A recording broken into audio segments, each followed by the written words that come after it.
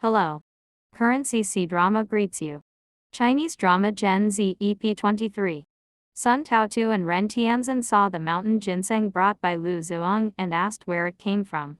Lu Zhuang claimed that Sun Taotu had helped persuade his father to let him pursue a career in performing arts, and he wanted to repay her kindness. He saw the mountain ginseng that his father treasured like a precious treasure and couldn't help but steal it to show his gratitude. Sun Taotu sighed and advised Lu Zhuang to give up his pursuit of a career in performing arts, as his thinking was incredibly foolish and he wouldn't achieve success in the competitive industry. Ren Xinxing carefully diagnosed the condition of the foreign patient and found it to be quite typical. He asked Sun Taotu to listen to the patient's diagnosis as well. The patient had come all the way from France, and upon hearing that she was staying at a 5-star hotel, Ren Xinxing suggested a more affordable and closer hotel near the Chinese medicine clinic. This way, she could receive treatment for a few more days. The patient was very grateful for such thoughtful advice. Sun Taotu personally prepared the medicine for the patient, and among the medicines given by Ren Xinxing was a foot-soaking medicine. Sun Taotu also gave the patient Mrs. Jasmine, a brand new foot-soaking basin. Mrs. Jasmine's granddaughter would come to take care of her in a couple of days, so Ren Xinxing instructed Zhu Zia to take special care of the patient during this time. Just when Lei had been picked up by her grandmother a few days ago, Cheng Ying arrived and found that her former mother-in-law had come to pick up the child again. Fearing for her son's safety, she quickly took him away.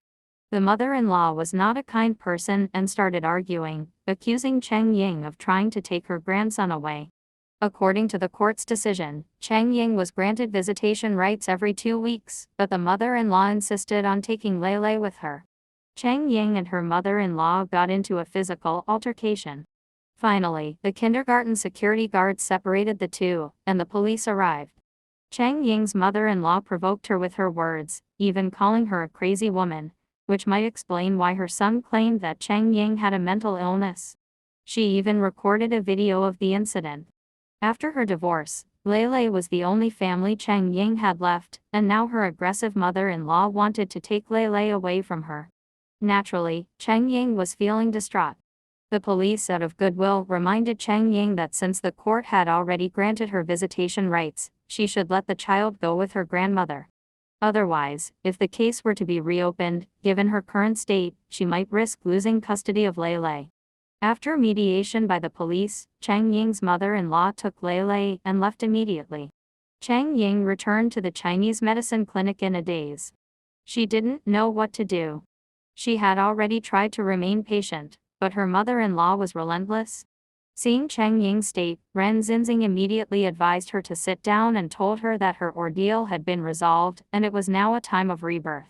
He encouraged Cheng Ying to take better care of herself and not waste energy hating those who treated her poorly. He even gave an analogy, saying that if she had 1 million, losing 5 yuan wouldn't be a big deal. With Ren Xinxing's guidance, Cheng Ying found some inner peace. Suddenly, Mrs. Jasmine began to cough up blood. Zhu Zia hurriedly reported the situation to Ren Xinxing, and upon hearing it, he considered it serious. Ren Xinxing asked about the patient's blood pressure and overall condition and concluded that coughing up blood was a normal detoxification phenomenon and there was no need to panic. He estimated that the situation would stabilize the following morning. Yang Xiaoang arrived at the clinic excitedly. She had found a suitable place that met all the requirements to open a clinic and establish an apprenticeship class. Ren Xinxing went to see the location and found it spacious, bright, and well designed. It was suitable for consultations and providing training to students of Chinese medicine. Ren Xinxing was very satisfied with the place, acknowledging that finding such a location wasn't easy, especially at such a low rent. It was evident that Yang Xiaoang had worked hard in the past few days. Ren Xinxing recognized Yang Xiaoang's abilities and was prepared to take her as his apprentice. Yang Xiaoang admitted that she had already decided to follow teacher Dong and learn her techniques. Ren Xinxing nodded in approval, stating that teacher Dong was a very dedicated person and learning from her would be highly beneficial in the future. Finding a suitable place also meant paying rent. Ren Xinxing and his wife discussed selling their house, and Linglin specifically reminded them to move back to her parents' house. There was no available space at the moment, so Mingming and son Taotu would have to go back to their respective homes. Linglan's father intervened, stating that son Taotu didn't have a home, so she could sleep on a small bed in the living room. However, Mingming had a home and should go back there. Linglan strongly agreed with this and was firm in her stance. She wasn't particularly fond of Mingming.